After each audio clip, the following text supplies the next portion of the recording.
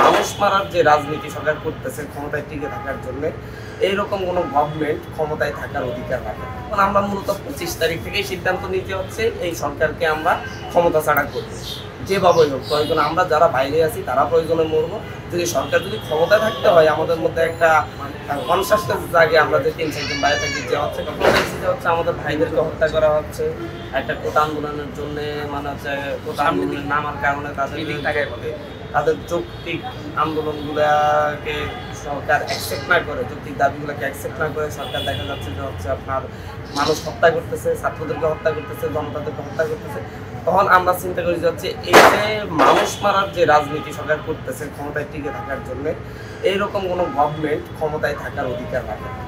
তখন আমরা মূলত 25 তারিখ থেকেই সিদ্ধান্ত নিতে হচ্ছে এই সরকারকে আমরা ক্ষমতা ছাড়া করবো, যেভাবেই হোক। প্রয়োজন আমরা যারা বাইরে আছি তারা প্রয়োজনে মরবো। যদি সরকার যদি ক্ষমতায় থাকতে হয়, আমাদের মধ্যে একটা কনসাসনেস জাগে। আমরা যে 3-4 জন বাইরে থাকি যে হচ্ছে এই হাসিনা সরকার যেহেতু প্রায় 150-200 জনকে হত্যা করে ফেলেছে, সেহেতু যদি তাকে যদি ক্ষমতায় থাকতে হয় তাহলে আমাদেরকে হত্যা করে থাকতে হবে। না হয় আমি হাসিনা সরকার যেহেতু প্রায় 150-200 জনকে হত্যা করে ফেলেছে, সেহেতু যদি তাকে যদি ক্ষমতায় থাকতে হয় তাহলে আমাদেরকে হত্যা করে থাকতে হবে। না হয় আমরা তাকে ক্ষমতায় থাকতে দিব না। এই জায়গা থেকে মূলত হচ্ছে আমরা আমাদের লড়াইটা শুরু করি। আমরা তখন ধাপে ধাপে বিভিন্ন স্টেকহোল্ডারদের সাথে কথা বলে, বিভিন্ন অংশীজনদের সাথে কথা বলে আমরা আমাদের ধাপে ধাপে কর্মসূচিগুলো দিতে থাকি।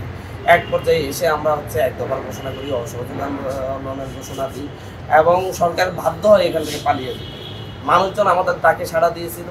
আমরা মানুষজনকে বুঝাতে সক্ষম হয়েছিলাম যে হচ্ছে এই আন্দোলন শুধু কোটা সংস্কারের আন্দোলন না, এই আন্দোলন হচ্ছে মূলত হচ্ছে একটা ফ্যাসিস্ট রেজিমের পতনের আন্দোলন। এখন মানুষ আমাদের কথাকে সাড়া দিয়েছে। আমরা বলেছি হচ্ছে এটা ফ্যাসিবাদী ব্যবস্থার বিলোপ না হলে বারবার এই দেশের মানুষ যতবারই যৌক্তিক দাবিতে আন্দোলনের নামবে ততবারই তাদের উপর গুলি করা হবে।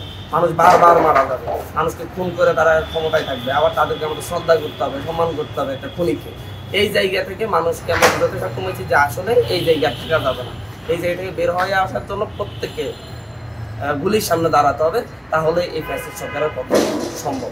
আরেকটা বিষয়, আপনারা যে বিপ্লবের যে এই দেশের মানুষ জীবন দিতে রাস্তায় নেমে এসেছে এবং আমাদের দেখানোর স্বপ্ন বাস্তবায়নের জন্যই মানুষ জীবন দিয়ে রক্ত জড়িয়ে এই ফ্যাসিস্ট সরকারের পতন ঘটিয়েছে।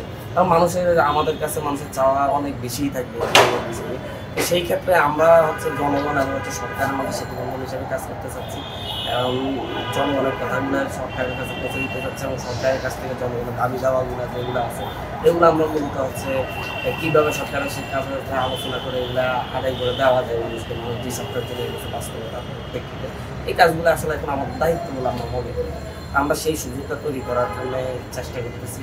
কিছুটা সুযোগ হয়তো হয়েছে, তবে আরও বেশি সুযোগ আশা করি তৈরি করতেছি।